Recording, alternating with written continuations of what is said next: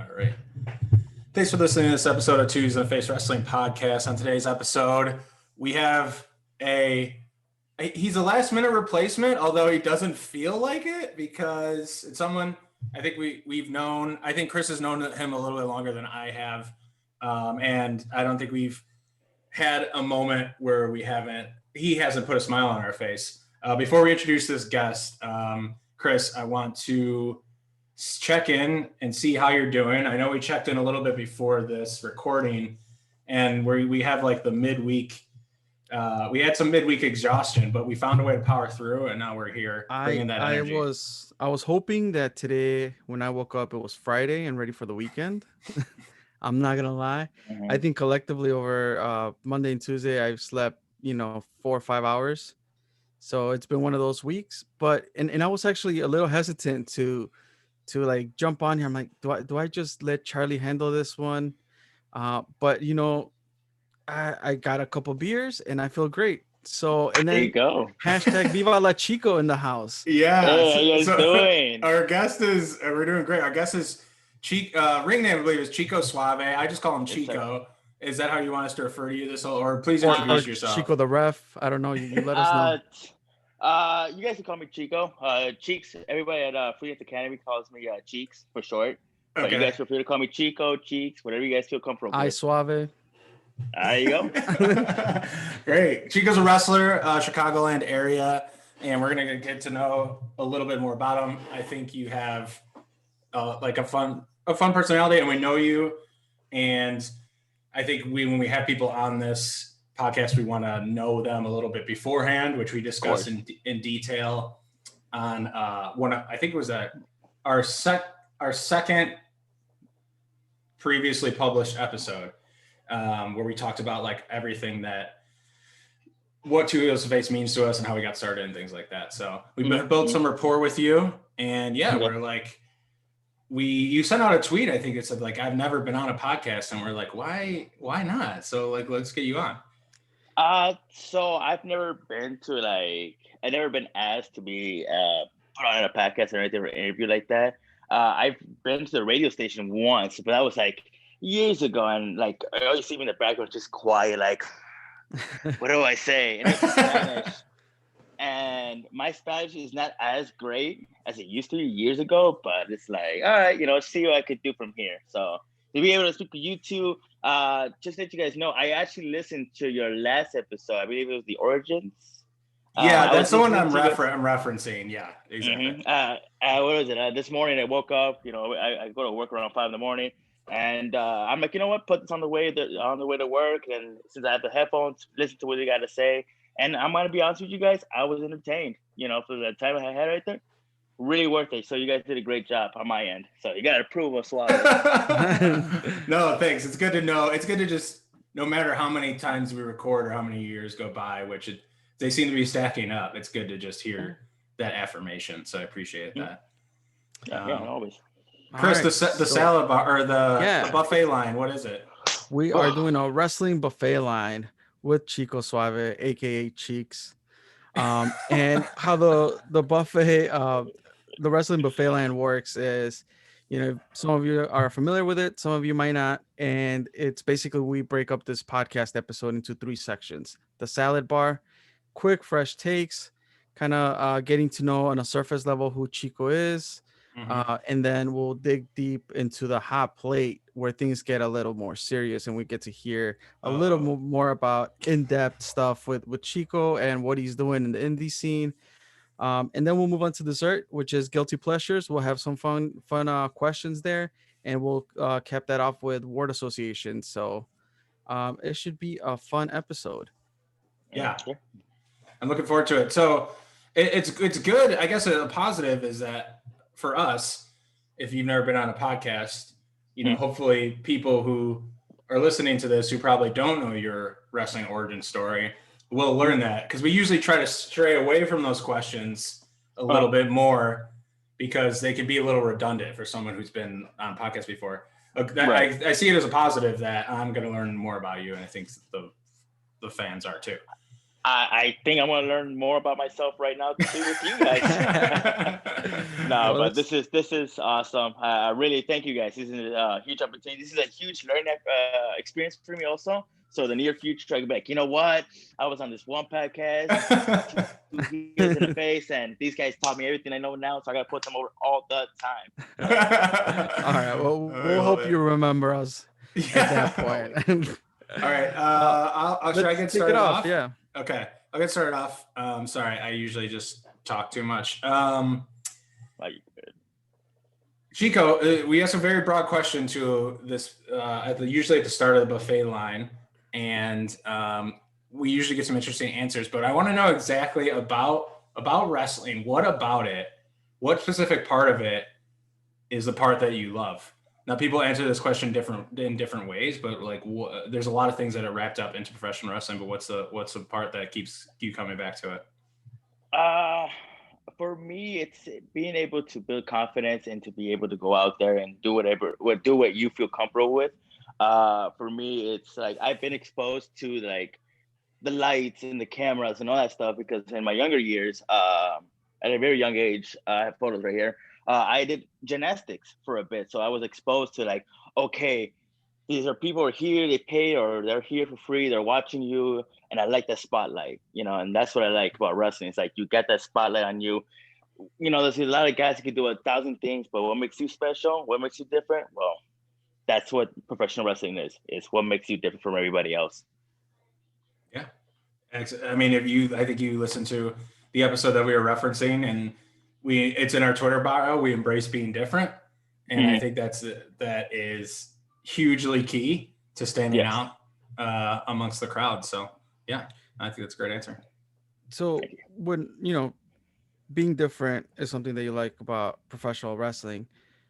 How long have you, or how old were you? How long ago did you start training? Because I mean, I've been going to different promotions and I've seen you around for X amount of years, but I don't think you were a green talent.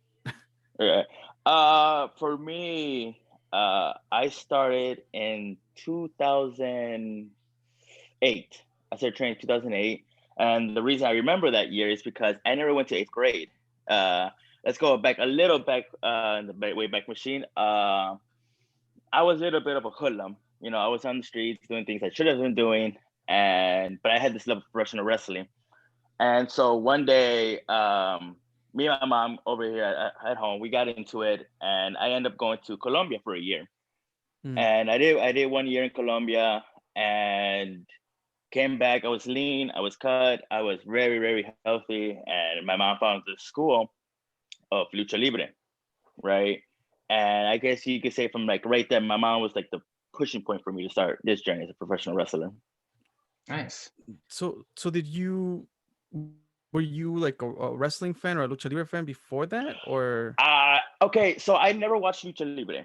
AAA, CMLL, I've never watched it. I think there was a Lucha Libre USA at one point that was shown on MTV. Never watched it. I never knew Blue Demon and all these masked wrestlers. I mean, you knew of them, but I knew of them, but I never Right. seen them. I've never like exposed to that culture. I was, for me, it was me growing up. It was always people like Rey Mysterio, Eddie Guerrero, Edge, Cena, Benoit, all these guys that came up through the ruthless aggression era. So I could say I'm a ruthless aggression era kid. Okay, cool. So yeah, Chris. I mean, Chris talks about that a little bit. Chris, was it growing up? Was it hard to find that true Lucha Libre, or was it hidden a little bit, or? I mean, yeah, it was a struggle, like catching it. I think I talked about that I used to Monday nights, starting at 6:00, I'll be watching that on Galavisión, and then get that 30-minute recap of what I just watched. But like that was the only thing, but there'll be weeks where you'll be watching the same show. It's not like they had any storylines or anything. Like it was just straight Lucha Libre. You would see the same matches, like maybe every 3 weeks or something like that. So you had to like get lucky and find a channel or something because it was very sporadical. Like it wasn't like you tune in for Monday Night Raw. Yeah, no, not the same. Not like same exposure and everything. like I said, for me, when the very first time I was exposed to Lucha Libre, it's like spot, spot, spot, spot, spot, spot, spot, 1, 2, 3, kick out, and this and that, this and that. I'm like, whoa, where's the storytelling? Like, what's going on here? So everybody's just throwing himself around, you know?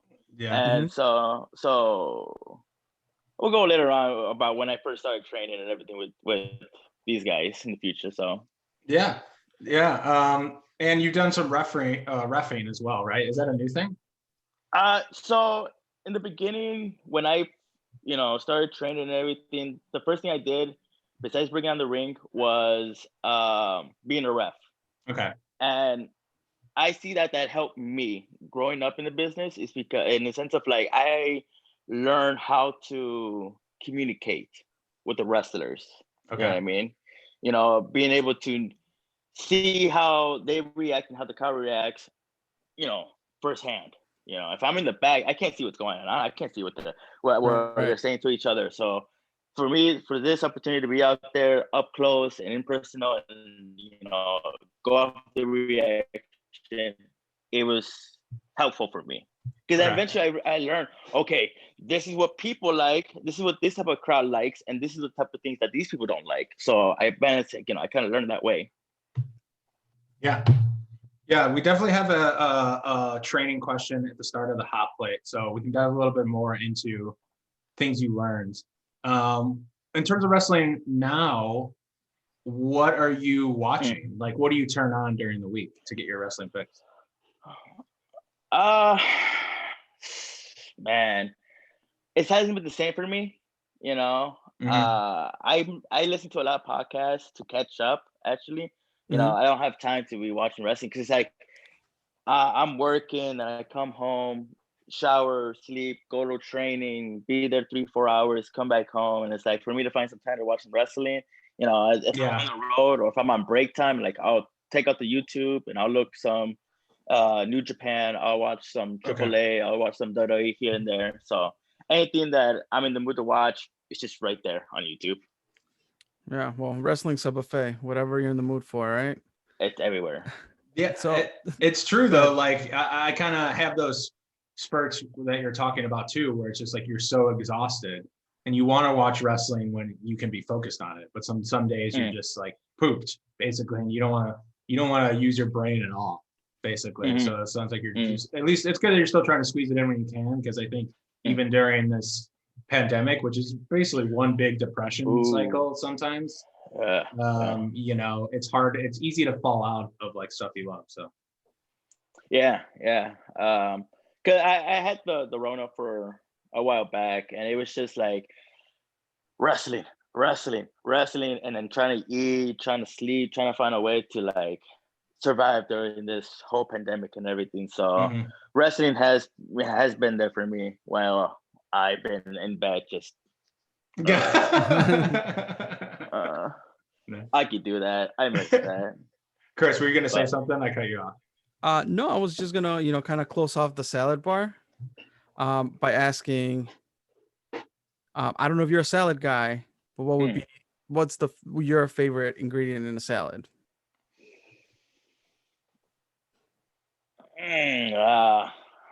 The lettuce, I guess, the lettuce. The greens. Keeping it simple. Big nutrient guy, huh? Yeah, I'm sorry, man. I can't eat vegetables. You give me a steak, give me a meat, I'll eat it all and still look great. That's good. Gotcha. All right. Well, we can move on to the hot plate. And so I guess the first question there is, did you train under Discovery? Yes, sir.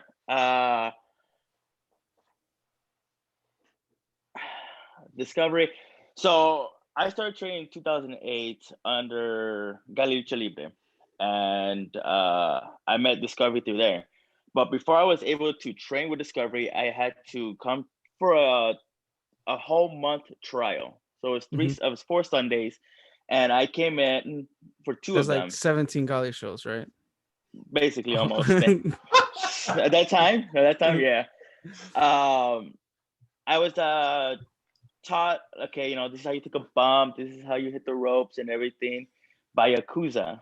And then within 2 weeks, Carlos was like, all right, you're going to train with Discovery. So, first day was a Tuesday. It was hot. I remember my mom took me to practice, and I met Discovery. I met Tomiko. I met his kids. I met Funebre. I met a lot of Lucha. So if you guys go to Lucha, any Galli show, any Lucha that has been there, it's been there for a long, long time. And shout out to them. And yeah, so the first maybe like first 5 minutes of like jumping in the ring, I ended up vomiting all over the place. And I guess that's how you could say I started my relationship with Disco. He's like, oh, okay, let's see what we can do with you. So years later, here I am. Was it like on the ring, or was it like no? So I timed horribly. I ate around like 6:30, and practice was at 7:30. Right. Oh, okay. Yeah, I hit the ropes. 1, 2, 3, jump over the guy, roll out. And I'm like, man, I don't feel so good. And I just like, oh. And I go to the bathroom, and I'm not gonna lie to you, I missed the toilet. I hit everything, the sink, the walls, the toilet paper, everything was full of vomit except the toilet seat. And I guess from that moment on, that's where the relationship between me and Carlos started. You know, as most people see us nowadays, or back in the day, they saw us like father and son. You know, and that's where I could say the relationship started with me and Carlos. Was he in there helping you clean up, or was he more sympathizing or ragging on you? I still remember. He was in his office. I walked in, and I'm like, Senor Robles. He's like, I'm like, Mr. Robles. He's like, ah. I'm like, I vomited all over your bathroom. He looks down, looks at me, looks down, just looks at me again, grabs a paper towel, throws him. He's like, clean up, kid. I'm like, all right. And there we go. That's how it started for me. It's a good story. So but intentionally, I'm wearing my Galli shirt. There you go. So, there you go. Shout out to Carlos. What did you learn in ring wise from Discovery? I know, rest in peace. I know he recently passed. What are some things he taught you that you can take forward? Papa, let me tell you, he taught me everything from training to hitting the ropes to basically train to be a luchador and just work the ropes and jump around and be athletic and everything. I'm not as good on the ropes, but I'm flexible. Like I could, do things that most people are like, oh, okay, I didn't know he could do that, And I gave it to Disco because the students nowadays had it easy with Disco. It was, all right, guys, like before we hit the ring, we're gonna take bumps. We're gonna do all these lessons on the concrete floor first. On concrete, so like we're doing leapfrogs. Yeah, that's the way we were brought up, because he wanted to make our body strong and everything because you never know. You never know. You might be in a situation. You might be in a show where it's in the streets and you got nothing but concrete. Or you might have padding around. So I saw that as a perfect way to learn and to adapt to any situation. Disco, man, like Disco is the godfather of Lucha Libre here in Chicago. Okay, like anybody to almost everybody has gone through him. Learning. Mm-hmm. I know Jesus Bryce went through him for a bit. Mustafa Ali went through him for a bit. A Ricochet, a lot of people, has come and had maybe 5-10 minutes with Disco, and it's the best time ever. And there isn't a day that I go by that I don't miss him. I don't think about him. Like if I were to close my screen right now and turn it on, like my lock screen, it's just me and him. It was probably the second to third last photo that I had with him, and it was at Taco Fest 2018 or 2017 was the last time that before what happened. Yeah. No, I mean, I keep hearing great good memories of a lot of the Chicago folks that got a chance to not just spend those 5 minutes that are, super important for other people, but they got to train with them on a weekly basis. And the one thing, sorry to cut you off. So sorry. Go. You're good. But Disco always believed in his students. I don't care if you have no experience in any sport or if you have the most experience, you were in the highest of highest. Disco was always there to motivate you, was always there to push you, to always believe in you. And if you did not do it the way he believed in you and he saw you lacking, he'll come to you, he'll look straight in the eye, and he'll be like, and he'll just smack you as hard as you can, and he'll be like, do it again. And the moment he smacks you, you do it perfectly, he'll come to you and walk and be like, ¿Y qué? And he's like, and what? I told you. And from there on, this will earn my respect. Yeah. That's like, he's like, to me, he's my lucha father or grandfather. Like, it just sucks. But go ahead, Chris. Yeah, no. I mean, that's you just said what I tried to say, because I don't have that experience, right? I didn't get to treat them like you guys did, and it's just these stories that I hear over and over.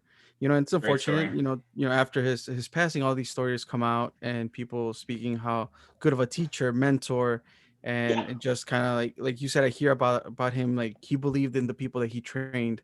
Yes. He pushed you to the limit. So that's just great to hear from you and in your experience. Yeah. And that leading you to a hardcore match with Pat Monix. Can we talk about that? Yeah. Speaking of taking bumps on concrete. Pat Monix. So what can I say about Pat Monix first? Pat is a really good friend of mine. Because he was Pat Monix. It wasn't Project Monix yet. No, it was not Project Monix. It was just Pat Monix. I met him through Bryce's freelance. I think it was the Underground Wrestling Academy, right? So this is way before Freelance Underground came to be. And I met Pat, and we talked here and there. He was really good at American. I was really good at Lucha, and then we started working with each other. He was teaming up with Storm for a bit, and then Carlos was like, hey, you know what? Why not throw these two, me and him together? And me and him just gelled perfectly. It just worked out great, And Pat's one of those guys that's like, same thing like Disco. It's like, if he sees something in you, take his hand, you're going to make it. What was your guys' tag team name? Did you have a name? What? So no, we didn't have no name. Okay. It was you just didn't two need guys. One. Yeah. We didn't need one. But Pat eventually came out with the Team Chico. There you go. As a parody of Team Angle.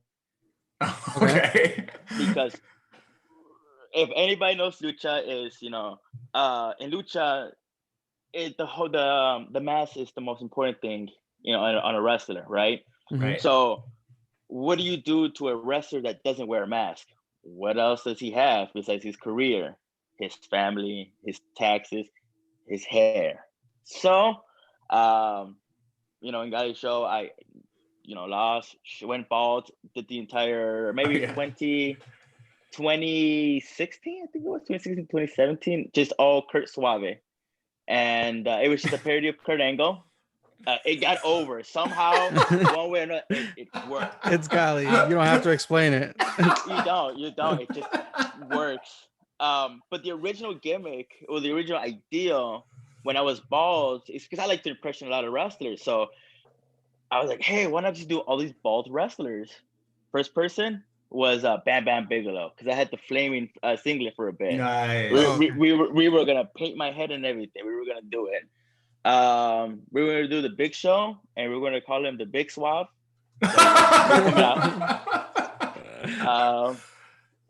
else? Good. We had Swaberg. We have Swaberg. Swaberg. Yeah. But yeah, Pat's like, hey man, why not just come out with Team Chico? And I'm like, okay, cool. And the crowd from there on loved it. We were I could say we were hot at the time.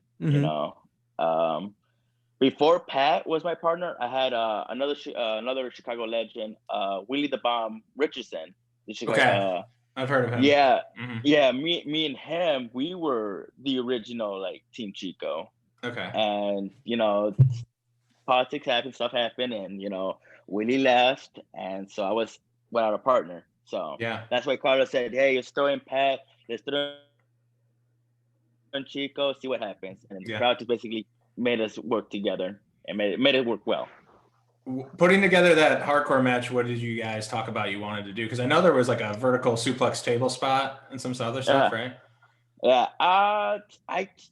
We looked at each other. I'm like, let's go all out. He's like, sure.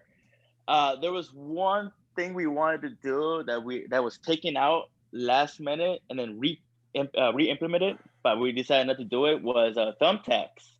So towards the end of the match, where you saw, I think it was either me or Pat throwing chairs into the ring, that was originally supposed to be thumbtacks and everything. But Carl was like, "No, we can't have that. We don't want no blood on the kids and this, that." I'm like, all right, cool. They hit my music. He comes up to me. He looks at me. He's like, thumbtacks are a go. I'm like, you gotta be kidding me. I'm like, I can't right now. And, we did it. And I'll be honest with you, that was probably my first going through a table spot ever with Pat. Okay. So it was a good match. It was a fair match. I think we left the crowd very satisfied. Yeah. I could always say Pat is my favorite rival. He's my best partner, but my best rival. He takes out the best in me, and then I learn something from him at the end of the day. Yeah. You know what I mean? So that's awesome. I try to keep in contact with him. We got each other's numbers. We talk here and there. He'll tag me on something on Instagram or on Twitter, and I'll just reply like, "Yeah, let's do it." Or, "Hey, when are we getting back together?" He's like, "Soon, my son, soon." Yeah. And then he posts a photo of himself with no caption, and everyone's like, "Oh, what's going on?" And then his little like teasing hooks that he throws out there. I see you, Pat. I love him. Yeah, we all see you, Pat. We all see you. In fact, honestly, I respond with the eye emoji to most of them, and that's it. And it's funny because, like, think about it. In that hardcore match, I beat Pat Monix. Okay, I beat him fair and square 1, 2, 3. So then we had another match. It was for the Galli Junior Championship, and he beat me for that one. So Pat Monix, if you're watching this, if you're listening to this, if anybody here, just cut this little slice out. I'm calling you out, Papa. I'm calling you out because I want that last rubber match, Papa. There we go. Okay, I have it on my to-do list to clip a bunch of stuff. And I'm going to clip Chico's call out. Just making a note here. Yeah. I think it's time that Pat Monix kind of, not right now in the pandemic, but there's a time and a place for Pat Monix to come back. And when that time comes, I'll be right there. I promise you. I promise you. Can't wait. I'm ready. So out of all the matches that you had and how you were talking about this match, pretty hyped up, what is your personal favorite match that you've been a part of?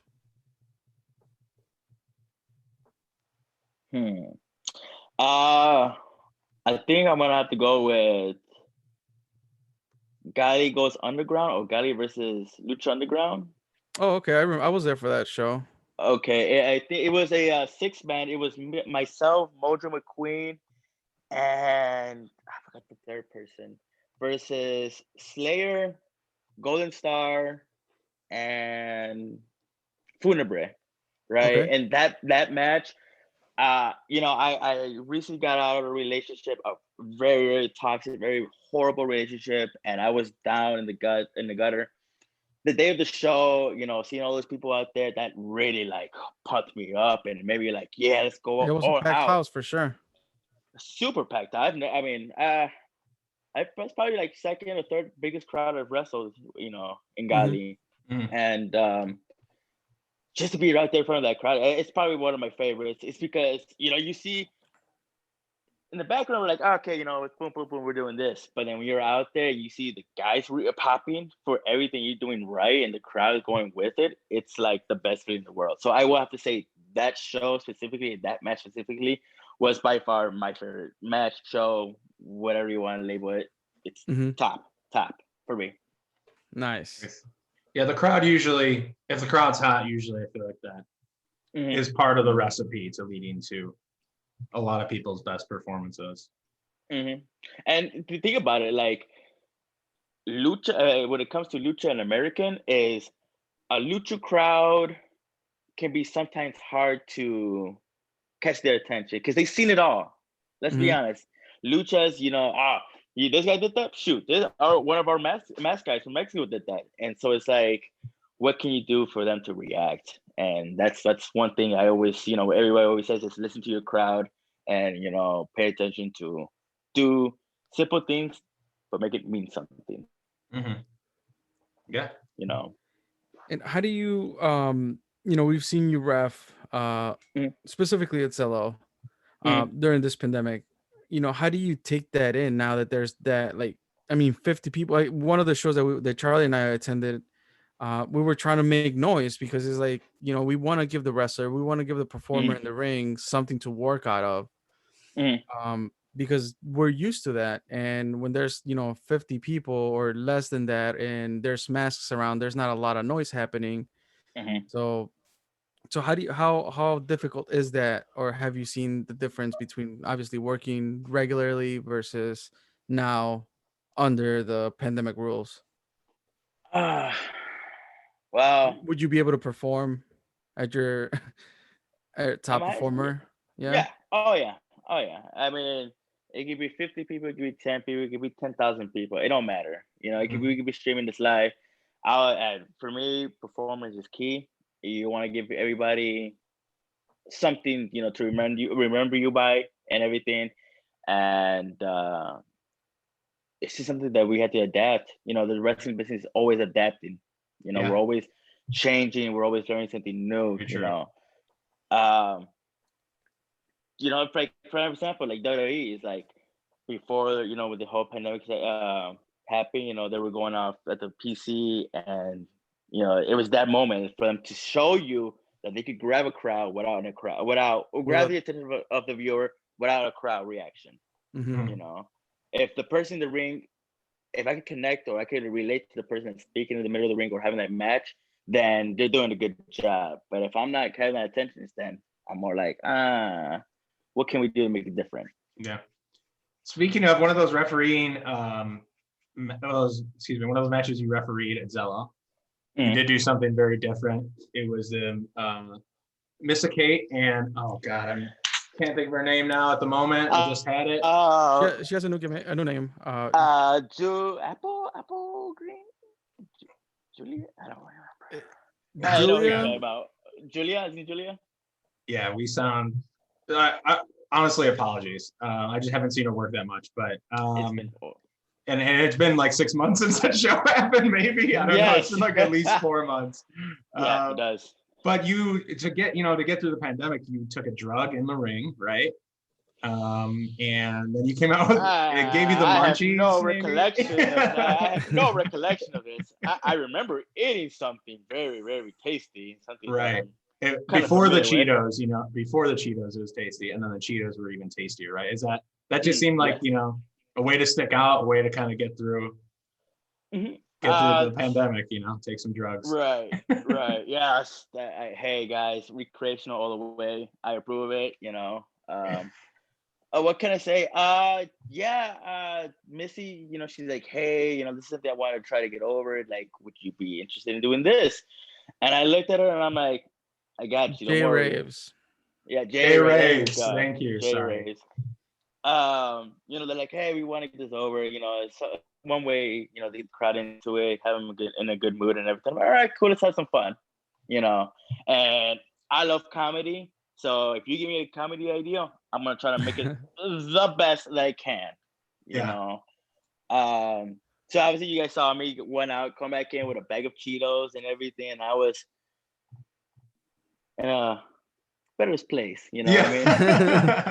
Yeah. But the crowd's reacting. I mean, you guys were there. People were laughing, and I don't know if you guys saw. I did not let go of those bags of chips at all. The whole time I'm doing the count, doing the count. You're still so I do remember that on the side. And also to hear commentary like react like, hey, where's our ref going? And like, okay, like this, he's wrestling with chips. That this is awesome. Yeah. That's all I want. I was confused on what the drug was going to be because J Raves is very like electro techno party hype, and I thought you were going to come out like sweating, like you just took like some Molly, and I was like, oh no, oh no. Okay, here, see, this is what I would have done if it was Molly. I'll probably be shirtless, reffing without a shirt, just dancing in the way, in between counts, like just dancing. 1, 2, 3, something as simple as this, and you guys are laughing. It's like, okay, Absolutely. if it makes you guys laugh and it makes me laugh, it's gonna make everybody else laugh. Right, exactly. We did so that was part of I want to bring it up because we had funniest moment in the ring as a question, and that was one of, I mean, it was a funny moment for all of us for sure. Do you have a like a biggest botch or mess up memory that you look back on? Maybe at the time you're like, oh shit, but you look back on it now and it is pretty funny. Okay. This is probably in the earliest stages of like me starting to be a professional luchador. I was supposed to do jumping into the ring, and my foot got stuck on the top rope and I'm falling. I end up hitting the apron and I tripped and I go into the barricade. Now, these barricades are pretty old. I mean, I could blow on it and it'll just fall apart. So I end up hitting that barricade, falling into the crowd, and I hit a family, right? Geez. And I didn't see them. The first person in the front row was a little boy. And I was like, oh no. I just break character. I'm like, oh my God. I'm so sorry. And I just go back in the ring and get my ass whipped for like 5 minutes. But yeah, that's one of the few times. Nice. Yeah, he's always gonna be the little boy that got taken out by Chico in the barricade. I'm sorry, brother. I mean, I bet you right now he's growing up to beat me up one day. He's like, I remember that kid. Yeah, the revenge story. Nice. What are you looking forward to once we get wrestling back? What are you looking forward to the most? Is it just wrestling, or is it the camaraderie? Is it anything specifically? Okay. When things get back to normal, the first thing I want to do is just, besides get on a show, is hit the road. The reason I got into this business is to travel.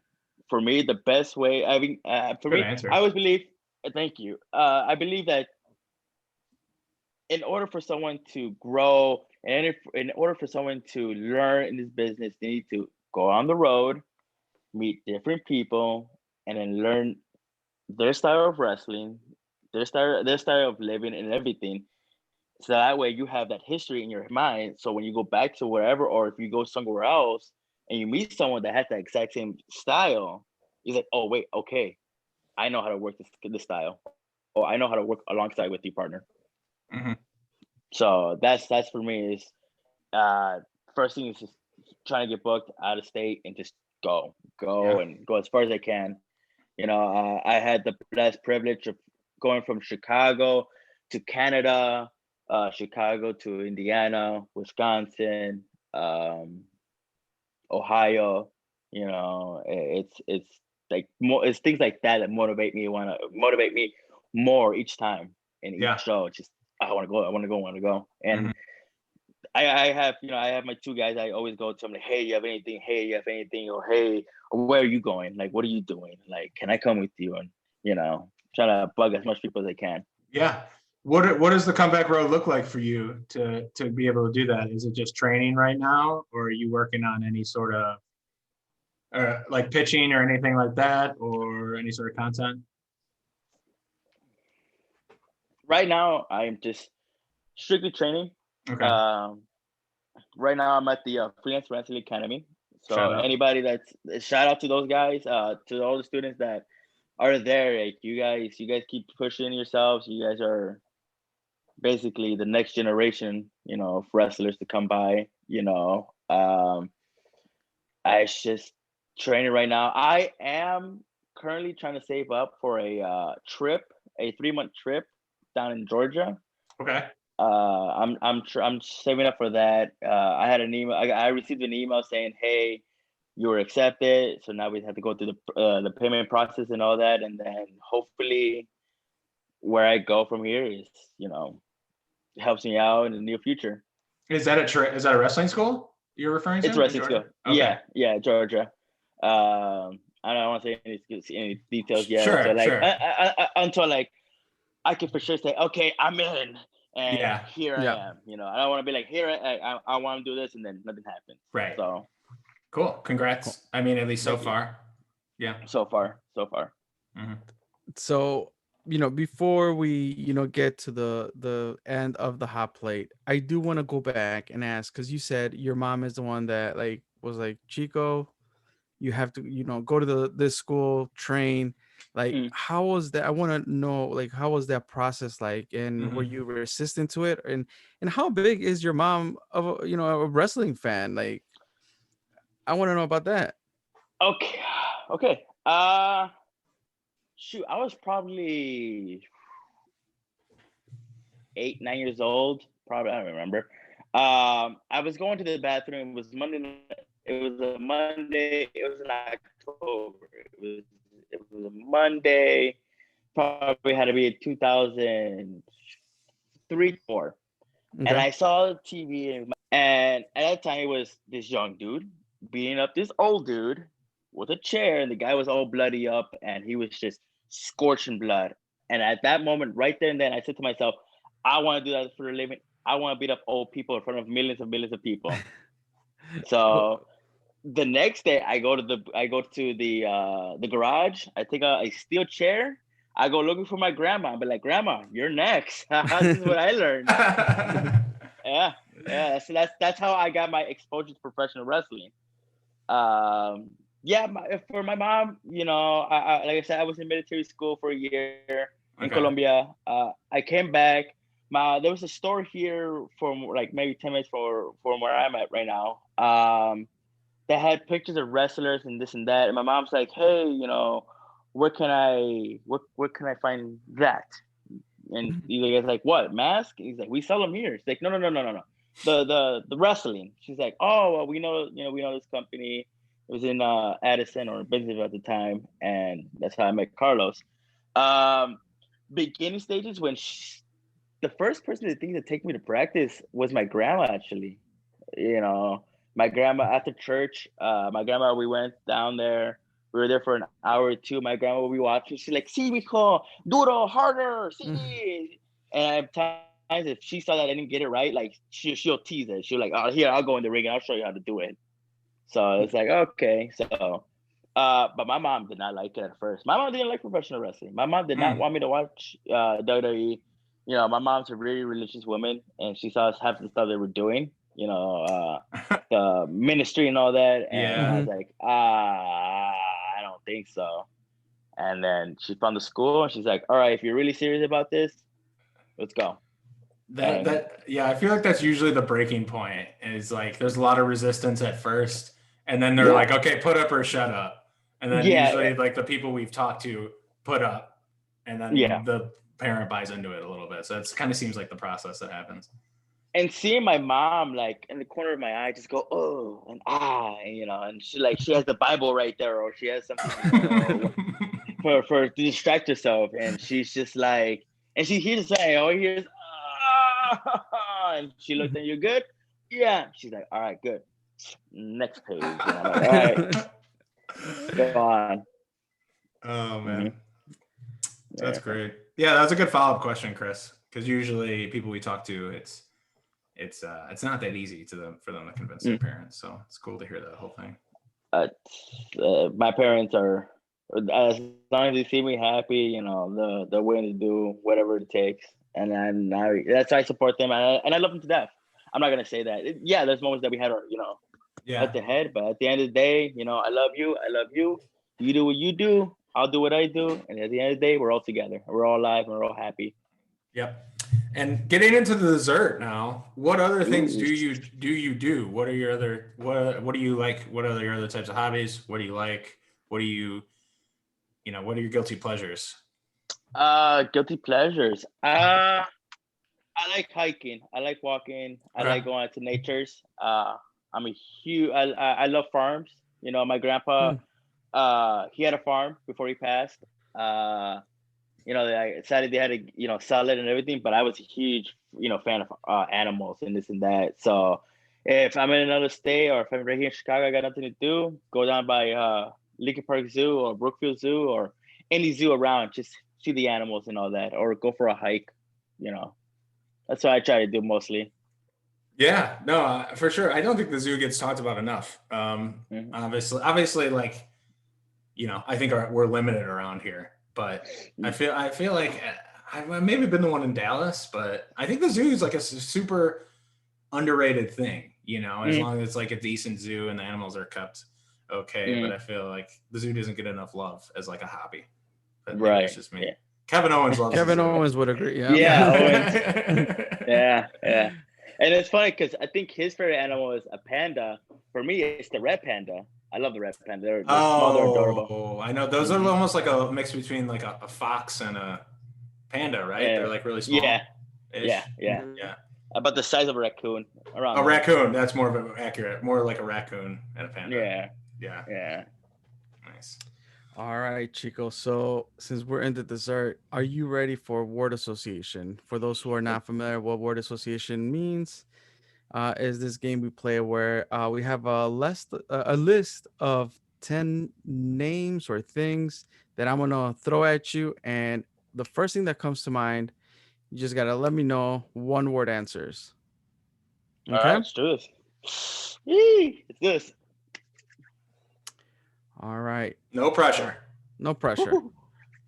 So we'll start easy because I gave you a inside scoop earlier onto one of the words that we had for word association. The first one is pro wrestling. Challenges. Zelo Pro. New home. Pat Monix. My brother. Lucha Libre. Mi vida. My life. That's more than one word, but I'll allow a couple of them have been, but I'm kind of cutting off the my at the front of the Gotcha. Life. Andy, 2 Juice Long. Funny. Chicago White Sox. Favorite. Carlos Galli. Family. Bryce Benjamin. Family. Galli Lucha Libre. Home. Main home. Your first podcast interview. Nervousing. I'm so. All right, that's all 10. You did pretty well. Yeah. There was a couple double word answers, but I think they all came from the heart. Yes, Papa. Yeah. And I have to ask you, what is your favorite actual dessert? Actual favorite dessert? Yeah. Banana split sundae. What was that? Ooh. A banana split sundae. Okay. Nice. I haven't had one of those in a hot minute. Yeah. That's what I'm saying. It's one of those, hey, do we order it? Do we not order it? Can I finish it? It's right there. Just take it. I feel like it's never like featured on a menu, but places probably still have them. You just never like think it's to a classic. It's a classic. Yeah, it's a classic. Yeah. It's a classic, but you're right. Like you hesitate to go for it because like, would I finish it really? Like, are you saying it's too big of a commitment? Yeah. Yeah. But eventually, like that's what you tell yourself. But you're gonna finish it. Yeah. Yeah. especially on a hot Sunday. Just eat it up. Enjoy it. Absolutely. All right. I think that's if you're still listening to this podcast, which I assume you will be, you the listener. That's your homework. Go eat a banana split Sunday from somewhere and let us know how it was. And when you're tweeting about this episode, make sure you use the hashtag Viva La Chico. We're trying to get that hashtag over. Viva La Chico. Maybe we should do Team Chico too, but Viva La Chico for sure. And we'll definitely get that hashtag over. Chico, where can people find you, you got to clear up the Twitter fiasco that I just went through, because I tried to tweet at you during the recording. I think I tagged the wrong one. Is there two of them? Okay, so I believe it's Chico Suave is for my Twitter.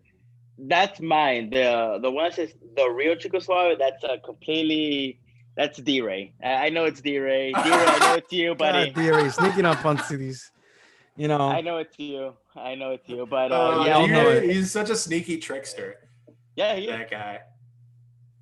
Yes, him and Pat Monix had that Twitter account created, and they always got me like, "Hey, Chico Suave, I'm right." I'm like, "That's not me." I'm like, "That's someone else." So, but what I know of, they don't have the password to the account anymore, so that account is just there.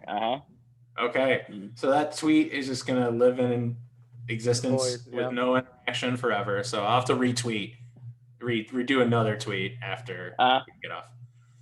Anywhere else you people can find you, Instagram or anything else? If you guys head over to facebook.com/bookchicosuave, I'm very active right there. You can send me a message. If you have a photo with me, please feel free to post it right there. Obviously in times like this, I could always use a smile. Yeah, I agree.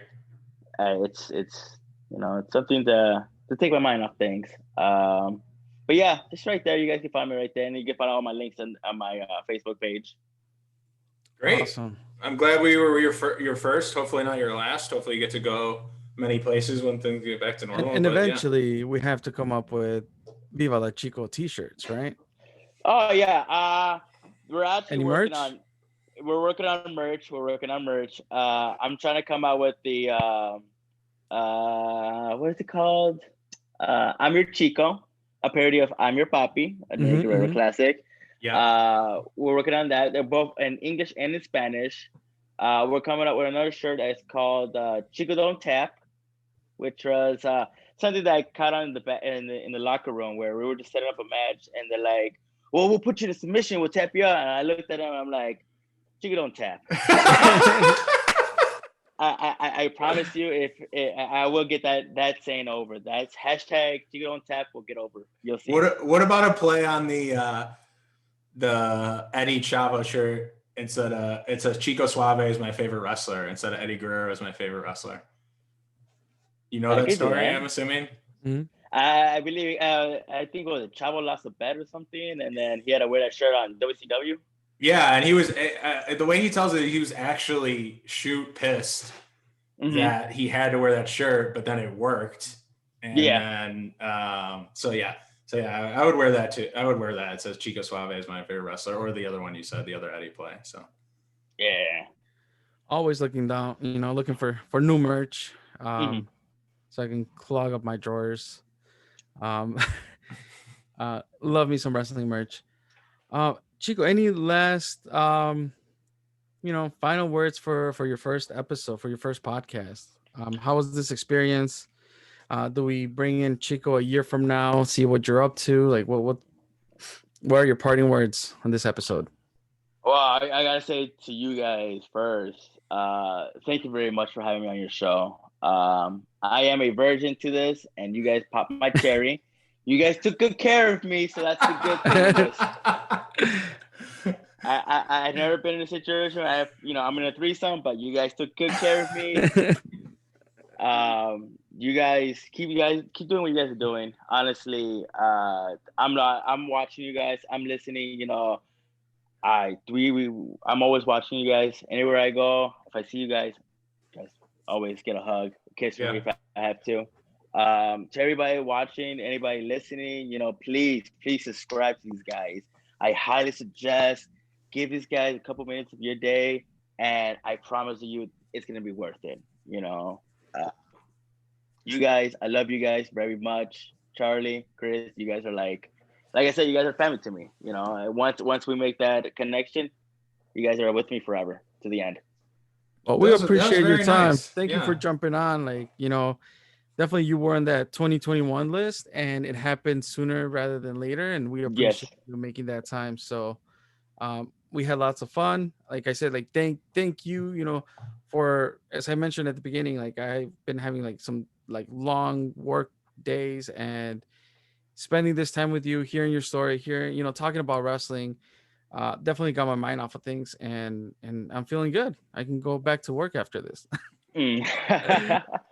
But hey, you know what? For sure, like, if whenever you guys want to do a part two, look, let me tell you something. With me, you're gonna have a part two, a part three, a part four, because I have so many stories. I've seen it, I've done it, I've lived it, and for me to be like, hey, like this is what happened to me. You guys be like, no way, and I'll be like, ask these guys. Yeah, ask anybody. They'll probably confirm it with you. Yeah. No, we just did a watch along with D-Ray where we watched Freelance Underground's first show. I think they were still Underground Wrestling, and hearing, those are the stories that we really like to hear. Is from and this doesn't involve dirt for all the people who are just like wrestlers carry dirt. We're not like uncovering any of that. There's no like drama or anything like that. But just like he like pointed out, he's like all these tiles on the ceiling were knocked out because like we were doing all this stuff. And just like hearing his perspective, we're the fan, but hearing another person's perspective that saw something a different way and lived it is always great audio, I think. So yes, always. All right. Well, it's our time to wrap this up. You can follow us on social media: Facebook, Twitter, Instagram, 2 Heels and a Face. That's number 2 Heels and the Face. You can visit our website, 2heelsandaface.com. You can check out our Pro Wrestling Tee store, prowrestlingtees.com/2 Heels and a Face. And if you have any comments, suggestions, or you just want to talk shit to Charlie and I, you can always dial and leave a voicemail at the number 872-222-7661. The only rule is don't talk shit about anyone else, just us. And if you have any ideas, any suggestions, they're more than welcome. I have a question for you guys. Chico, yes, Chico. you.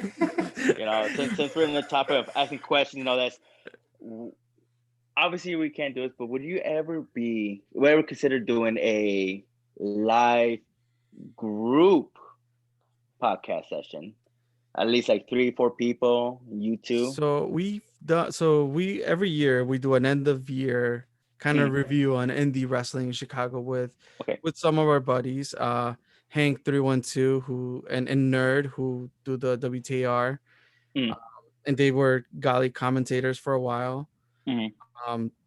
We have Kike on, and Rashard, and all these people that we kind of met like over the years and got close with. This year, due to the pandemic, like we did a live through WTR's Twitch stream end of year review. So we've definitely piloted that idea, and it worked out. So I think we're open to that. Yeah, because like I said, the more voices I hear, the more attention you guys have from me, the more ears you're gonna get. I promise you that, guys. I promise you that. I appreciate it. I think we're open to innovating. Yeah, in the future. So we'll cross that road when we get to it. Until then, you can find our stuff on Stitcher Radio, right? Spotify, SoundCloud, Apple Podcasts, Google Play. We're back on Spotify, right? We were down for a second, but you fixed that, Chris? Absolutely. Yeah. And told me something went wrong, and I clicked something 3 times and it worked. All right. And we just did a watch along on YouTube with D-Ray. We have 2 watch alongs on our YouTube channel with him. And otherwise, everything else is at 2heelface.com. But other than that, I think hashtag Viva La Chico, and every day, if you can promote this episode and tweet that out, you'll make us 3 happy people. Awesome. Hashtag Viva La Chico. Hashtag Viva La Chico.